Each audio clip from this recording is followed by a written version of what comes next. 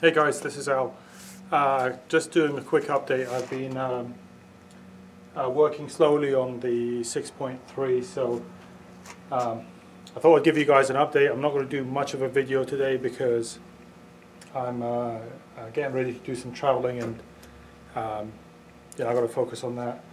But long and short basically is that we've replaced some of the steel brake lines and got everything plumbed together, and the car now moves, but there's a couple of minor issues that's preventing me from taking it outside and doing like a shakedown run. Everything underneath has been bolted up, the fuel tank's been bolted up, the fuel pump has been bolted up, the transmission linkage has been bolted up, but there's a small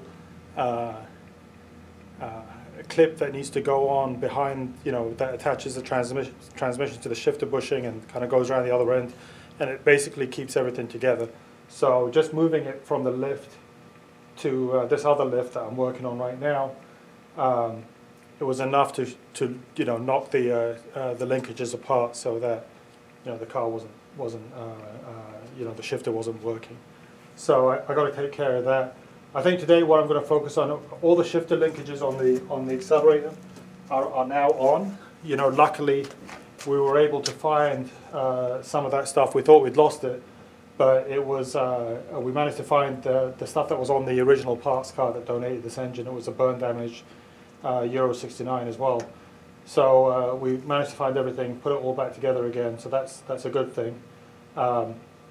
Car still starts in any gear, so I've got to be real careful about that. Today what I'm going to focus on is just bleeding out the brakes, and then next week I'll put new tires on the car and take it outside and get it washed out because it's just filthy. It's been sitting on that lift for the last I don't know, maybe 3 years, I guess. So progress is moving along.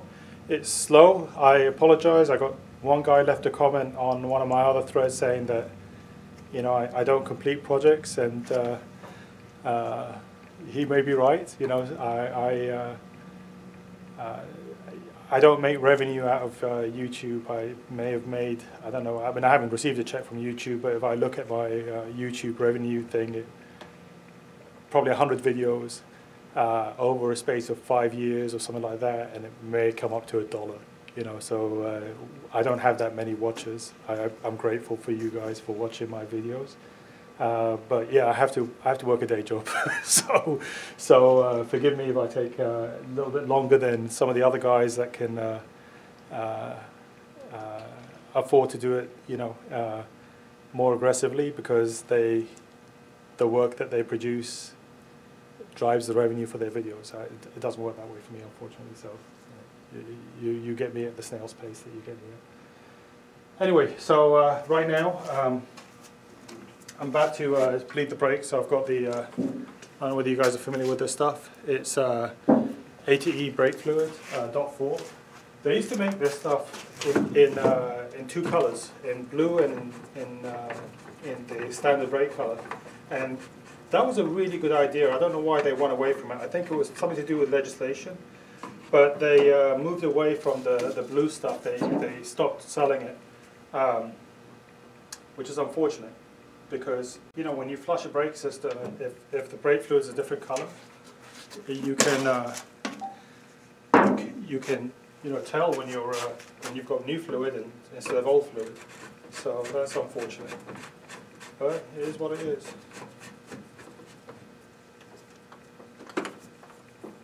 So I don't know whether you guys are familiar with pressure bleeders, but this is a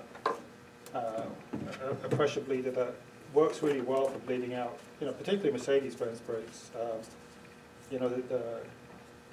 The two-man method works pretty well as well, but what I found is, especially with the cars like the 126, where they have ABS systems, the two-man method sometimes is a little bit hard to bleed the system.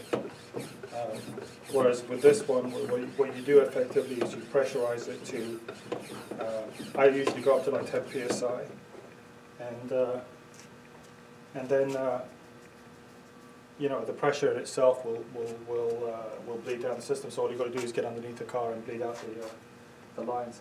Now, I had to replace a steel brake line on this side, which is why I'm bleeding the brakes again. I actually already bled them once.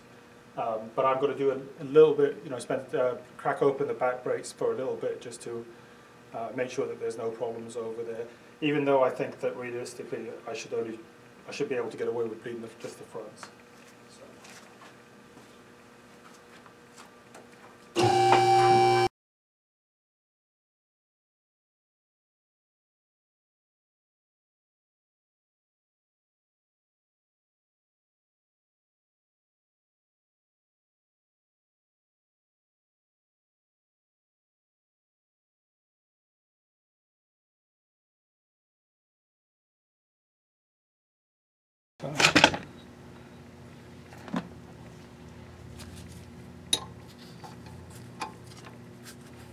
Try this one a little bit so that it's hand loose.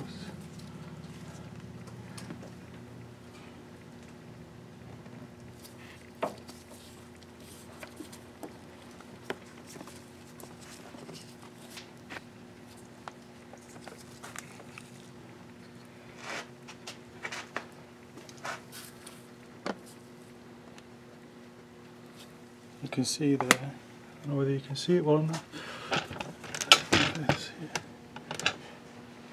Right. You can see that there's a few air bubbles coming out, so this one definitely needs bleeding. The ones in the back weren't that bad.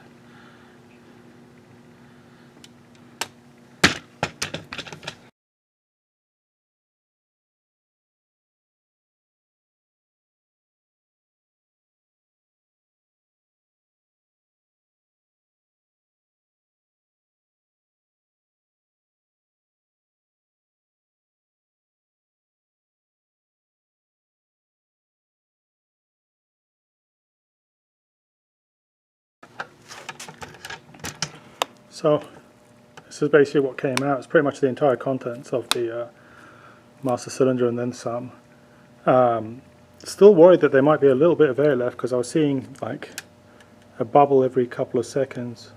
More than that, but you know, I was still seeing the odd bubble.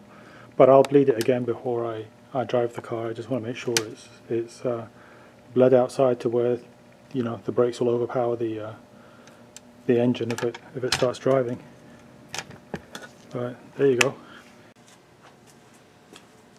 So the brakes are bled. I'm going to bleed them again. You know, when I actually get going to drive the car, probably next week, because I was still seeing air bubbles, and I'm not sure exactly why, because it should have filled. You know, I should have gone through the entire reservoir with the amount of fluid that I would push through the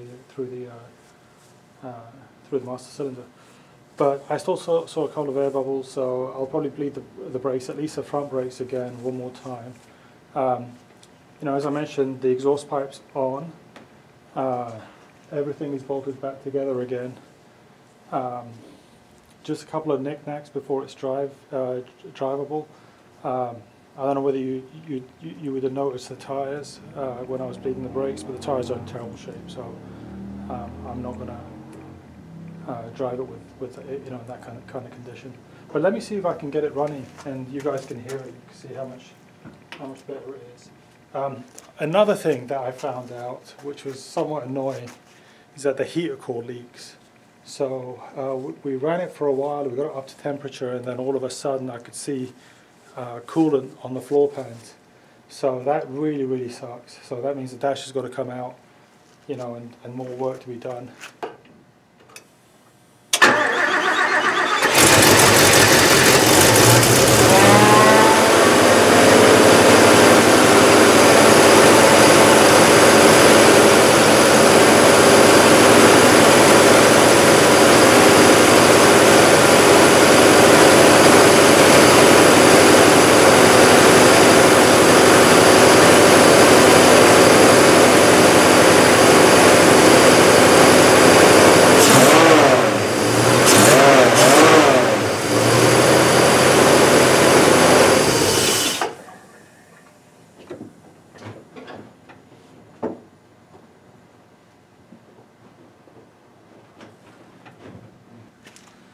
So there you have it, guys. It's slowly getting there.